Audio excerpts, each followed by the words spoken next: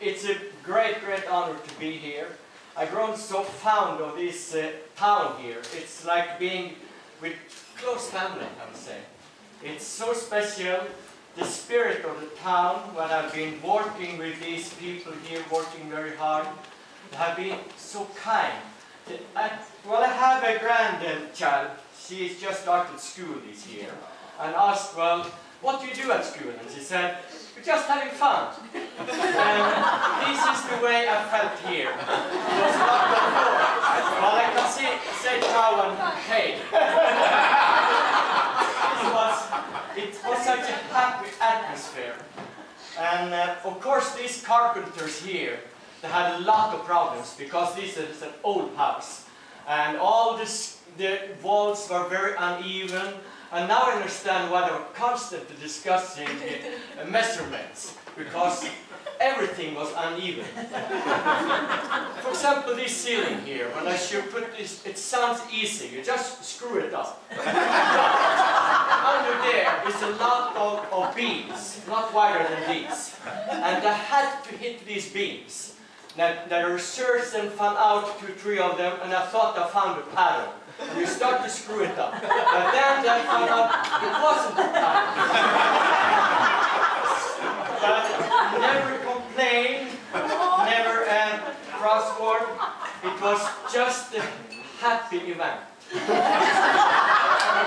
I would say also that it is fantastic to be given something, a big panel like this to work, a commission like this.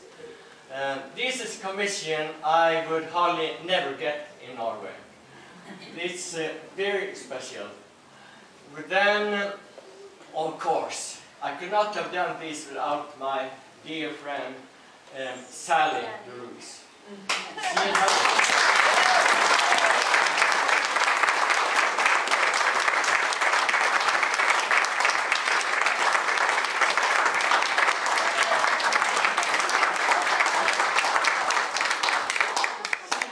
My collaborator on many jobs for many, many years. And strangely enough, I learned to know that family. The very first day, the very first time I came to the car, I walked up to a man's clothing store, and the very first man I met there was Harry Haugen, Sally's uncle. And he spoke Norwegian fluently, like he never had been out of Norway. And we became close friends, and later on, I think I know, well, many generations of your family. And on the very first restaurant I did in Chicago, I saw, the timing is very difficult when you get a commission like this, to come out right with the timing. And I saw I would not get there. So I desperately started to think about who to call on to come to help me, because there should be a lot of writing on the walls. And then I called on Sally. She jumped in the van, as she has done time over now, with her brushes and paint, and salvaged me there. So, well, there are too many to mention. The hospitality I've enjoyed here, and it has been a fantastic stay. But, well, I won't make this too lengthy then. You asked me, what did you ask me about? You asked me Sigmund, first, before we get into the painting, yeah. I want you to tell them what your mother said about your talent. Yes. Should I tell them about the first mural then, too, I did? Yeah. I'll do that quick then. And I just got a little into art and started to draw from a model. And when I got home on the vacation, I decided to paint a little mural, so to say, over our stove. And painted a deer, which was rather safe, but also painted a mermaid, kind of looking out to the ocean, waving to a ship going by. And it was halfway from the back, so it was rather decent that time.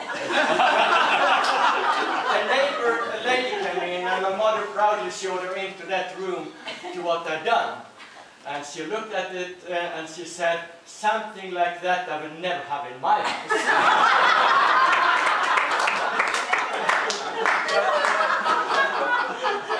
I grew up on a little piece of land, we had a little farm. My father was a fisherman and gone most of the time.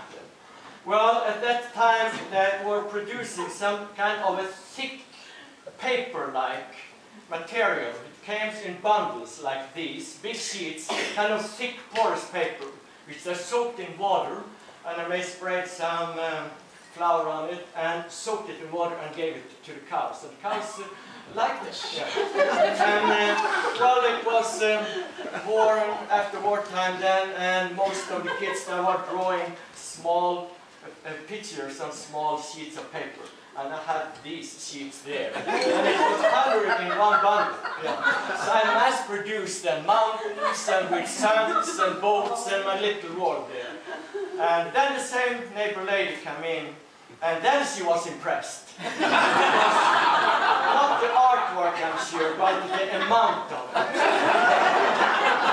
It all over the floor. And then she said to my mother, "Aren't you proud of Sigmund, what he can do?" And my mother, she was a very wise lady, and she said, "Well, if it's so that Sigmund has gotten the talent, it's nothing to be proud of. It's something to be grateful for."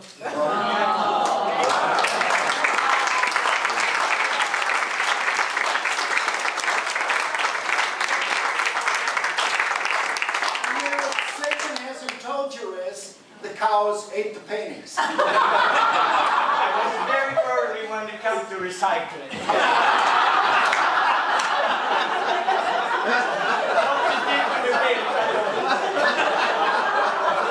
Sigmund, take us around the room. Show us what you see here. And this has gone through. When Sigmund comes back in a year, God willing, and if we support him, he will fill it in some more. But Sigmund, tell us about it. Well, the first thing when I get the commission to get into the room, I ask what's room going to be used for and so on. And here I got much more information than usual. So I tried to read our minds. And I was asked to describe Norway as a country and also the immigration. Norway, as you see, if you fly over Norway, you see it is a highland plateau. And ice has carved down deep in that plateau the fjords and the valleys. Then we start from upper North Cape, the midnight sun, and you can see the plateau, which stretches over most of Norway. Some places are glaciers. And then we have the coastline to the left there, and you see the fjords carved deep into this plateau. And that first mountain with the red peak there, that is Slogen, a mountain which I can see across the fjord from where I'm born. It's almost a view from my cabin. And our Queen Sonja, she's quite the mountain goat. And she has been up on that peak a couple of times. Then the next mountain there, that is Spritehol in Valdres, which is another landmark. The third one, I kind of sneaked in a little troll. Theodor Christensen, as you know, he was the one who kind of invented a Norwegian troll. And in the valley where he lived, it was a mountain who lived, it was a little like this, and he made a picture of it, the troll, which was wondering about how old he was. That's Anders Natten. Well, but then to the emigration. Well, I have to say that there are strong ties to America, and also most of my family emigrated. And I could keep on a long, long time telling about stories. Always when family was gathering when I grew up, they ended up talking about those people who left. So I almost got in a very special mood when I had to start there. I remember, for example, my mother telling when my grandmother were 10 brothers and sisters, one after the other left. And she was the only one remaining in Norway. But when their youngest boy left, Britannius, then my mother cried, she said. So, and all my forefathers have been here. My great-grandmother, my grandfather, most of my uncles and so on. I could continue like that. They are now leaving the old country with the history there. Well, you see, when you go, there's the eastern part, the wooded area there. So they left from the eastern part, from the fjords and from all over. And there they left behind the history. You see the old church there. The barns, you can see similar barns here. and the stubble. And I left behind their old parents. You see in the corner, if you get up there, it's a doll, and there are something, toys there. They left behind their childhood. There are some flowers there, and it is like the flowers are kind of following on their way. And the grass is a little hint of red, it's almost like blood. There they have got all their trunks together. My grandfather, he spent 3 years away from his family in America, went back to pick them up, had everything packed and ready to go. We had big trunks in our barn, but almost in the last moment, my grandmother changed her mind. But here they have everything for the long journey to America. I think that's about it, isn't it? That's 13 weeks. Yeah. And then they ride 13 weeks to get to Norwegian Ridge. Yeah. And here they arrive in Spring Grove. It's a nest there. They're nesting here. He lifts his hat. He has decided this is the place where they're going to settle. The kids are testing the water, have the wagon there with their belongings there. They probably didn't have a horse. The Indian was back there. They didn't have a horse.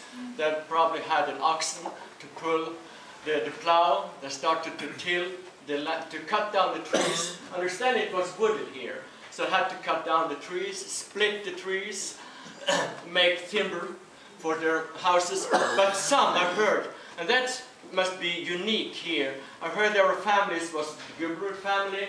When I came here, they dug into a cliff for the first dwelling, where they lived the first year. And I also was told that when they first built the barn, and then when the barn was built, then they built their first cabins. And in Norway, when we got the roof on still, when we are building a house, then they have a party. They get the tree up almost like a Christmas tree. That, yeah. Do you have that here? Yeah. And there you see he is seeding them, but then with his hat off. His hat off, because that's a kind of sacred work when he's seeding. They always took their hat off then, and probably prayed a prayer. And then you see the younger guys are learning the craft from the older. They're making the furniture. Then they start to cut the grass with the scythe, like I also did when I was young. And hay is piled up. But you see they got some new they got horses and some new machinery. But the time when they left, it was not only for economic reasons, but it was also to give their children a better future. It was a time when they belonged strongly in education.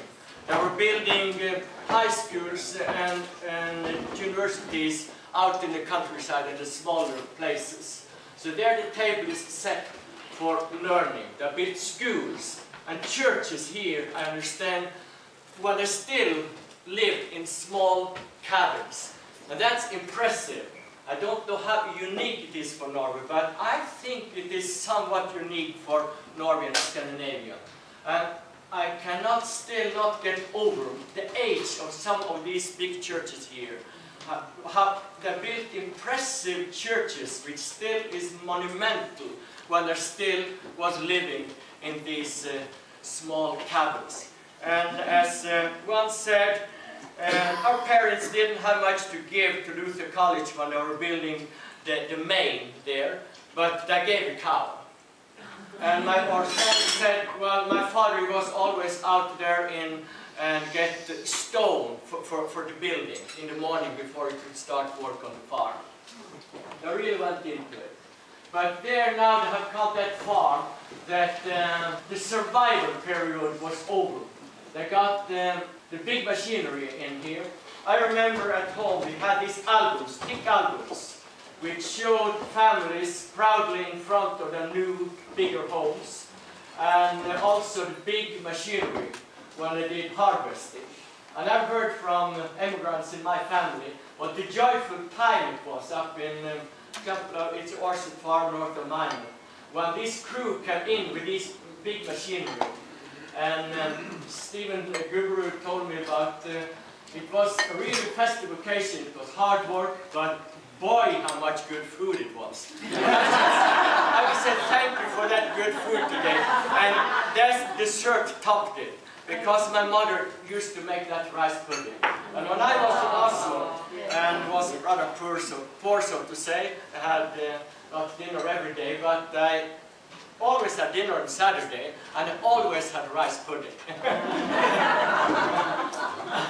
Then you see there are some Spring Grove scene, and it is the grain storage, you call it. And it's some from the Gubru farm, the windmill, and that's the Ellingson elevator. There's a couple of Ellingsons here. We just want them to commission that elevator. There were time for more than the survival. Amazingly, they built a ski jump here. And there you see the train is coming in. Lots of people there, like at home when the boat came in. Lots of people meeting those for the homecoming. Then it's the old theater there. We are known for baseball. And then there are 3 generations proudly in front of that new building, the old immigration, then the father and the mother, and the young generation with the American and Norwegian flag. The toys have been brought back again, and you can see Ola and Per walking down the street. And when I grew up,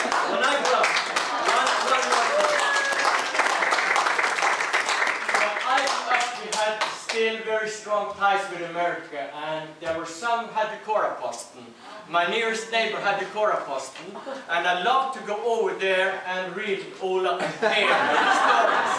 And never would that dawn on me then that I someday would be in the Ola and Per.